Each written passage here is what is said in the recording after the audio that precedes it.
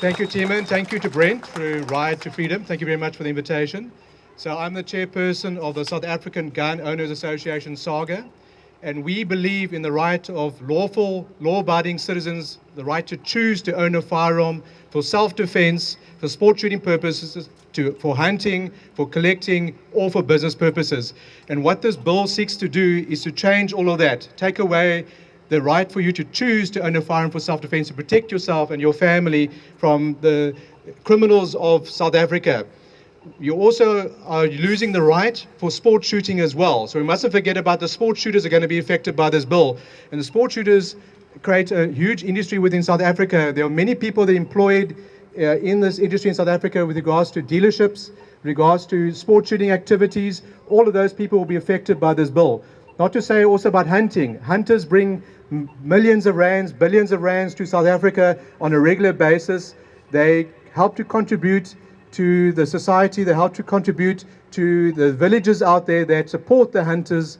And if this bill gets passed, the hunters will lose the opportunity to hunt. Not only that, the people that support those hunters will lose their livelihoods as well. So we mustn't forget that this bill is affecting not just ordinary South Africans and your right to choose a firearm for self-defense, but also it affects hunters, sport shooters, and even collectors who hold the cultural history of South Africa in their hands, because our museums can no longer protect that right, can no longer protect that cultural heritage.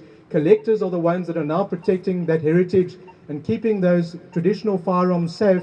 And all cultures within South Africa use firearms. Look at the Zulu wars. Firearms were used on the Zulus, by the Zulus as well, against the English effectively. So it's not just Boers that use firearms, not just the English that use firearms. Everyone in our history, going back to the Basotho, who successfully defended themselves against the English in the 1880s and kept their firearm rights. So it's not just about self-defense, or that is obviously a pressing right and something we should all protect. It's also about collectors as well. And if collectors lose their right to collect, that cultural heritage is gone forever and lost to us as South Africans. Also, don't forget about the businesses. There was mention about security companies. There are many firearm businesses that are going to be affected by this bill. So we're not just looking at security companies and reduction and the type of firearms they can own with regards to not owning semi-automatic rifles and having to defend themselves against fully automatic AK-47s. It's also the other businesses out there. There are corporate businesses out there that use firearms on a regular basis for fun events, for corporate shooting events. Those persons and those industries are also affected about this bill. So it's across the board. This bill is affecting the whole of South Africa and affecting all of us for our right to choose to own a firearm for whatever purposes we need. The biggest issue with this bill is the fact that government has not sought to deal with the stakeholders, with the role players. They have not spoken to us about this bill. They said in the bill they have, but they have not spoken to our gun rights organizations such as SAGA and GOSA and all the other organizations. They have not consulted us. And the democracy is you're meant to consult with the people. They have not consulted with us. They have pushed this bill through without talking to us about it. And we are the people that are involved in the industries, involved in the different organizations that can help the police and help government to effectively combat crime and combat illegal firearms. The focus here again is on soft targets, the law-abiding citizens, and not illegal firearms. What is government doing about tackling the illegal firearms?